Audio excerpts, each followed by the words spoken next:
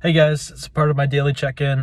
For this video, I was thinking of talking about how love is the answer to everything, case in point, period, to all of the logical troubles and things that we have, our left brain. As someone who kind of grew up in a very business-oriented family, Jewish family, everything was just all about achievement and follow the process, take the steps, put in the reps, do the things that you need to do to become successful. And I've noticed like a lot of Jewish families or even friends who have come from like Asian or Indian families, culturally they kind of incentivize their kids, or it's very transactional to find success. And so you get stuck into this mode of just being this racehorse and growing up in this state of anxiety and fear and wanting to please your parents. And one thing that I've just really thought about is that if somebody can shame you, or somebody can create not an unreachable standard, but like kind of hold a carrot in front of your face and just keep you always moving to the next target, then you are in essence a slave to that person, to that system, to that culture. They can influence you. I feel like our society does that with the school systems.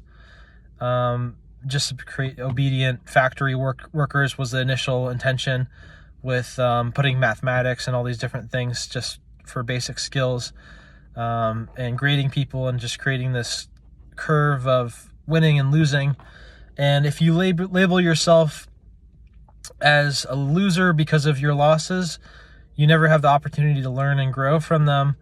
And I'll get back to the love thing pretty soon, because it's going to tie into using our right brain to have creative problem solving, but even beyond creative problem solving, kind of connect to that essence or that spiritual center of why we're here, that we've been, I forgot his name, something Bernard says, like we're loaded and coded with all of our instructions of why we're here.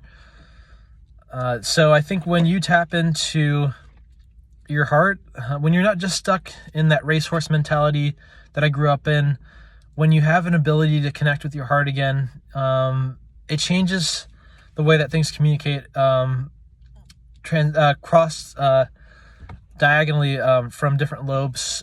Just in my understanding is that like maybe we don't even understand right and left brain, or our heart is just an idea. Like it's not like our physical heart, but it's just the idea of feeling into our physical experience, into our body, because the body in essence holds all of this pain and trauma, and it wants to be felt. It wants us to notice the things that are coming up for us, because that's the process of release. And it's not trying to bug you or overwhelm you or immobilize you, even if it feels that way.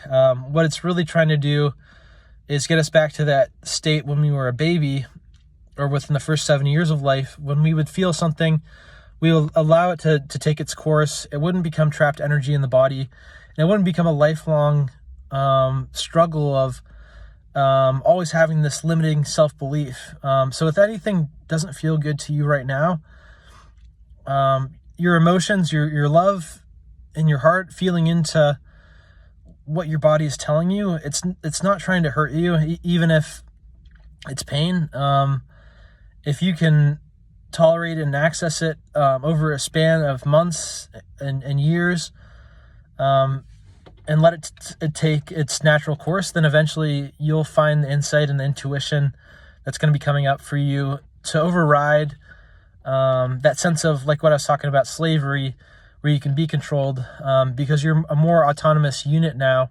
You're connected to your own true God nature, your own spiritual manifestation of who you are coming into this world as a physical being, but not being of the world, but just being in the world. We're in form, but we're not our bodies. We're not all of these things that people judge us by, our attributes, but our body, in essence, is the tuning fork or the vehicle in which we can channel our spiritual energy, and through our lessons and healing and seeing our losses as a process for that growth.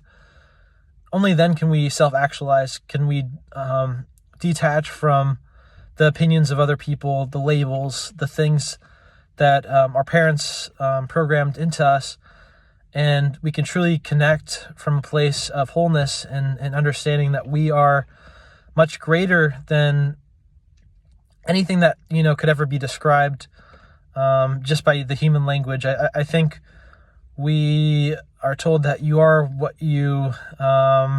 what other people think of you. You are what even you think of yourself, and I don't even think that's true. I think that's a manifestation or a fabrication of the ego trying to keep us boxed into this nice, tidy little label.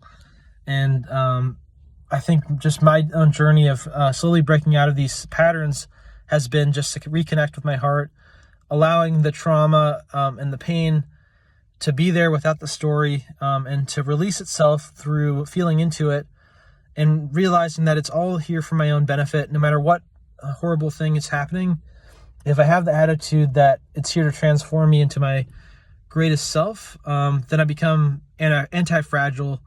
That amazing book, just that our circumstances can turn you into like this juggernaut force, that the more momentum you build, you can break through more and more walls and reach just beyond the intellectual, this self-actualized, this feeling and sensing being with a higher intuitional sense, just beyond the straight logic of process and reps and putting in the work.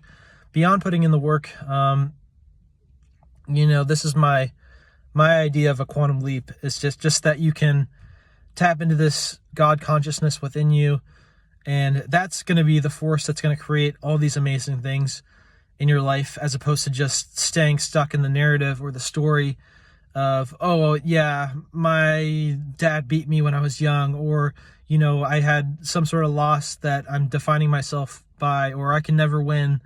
No, allow your losses, allow the things that you're doing to even continue to lose as lessons to guide you to your highest self, to create that maturity internally, but not to become jaded and not to see it as a full self-identification of who you are, because you're a beautiful spiritual being. You're pure love. And I think love is the ultimate answer, just to help us all. So, lots of love to all you, and I'm out. Thanks.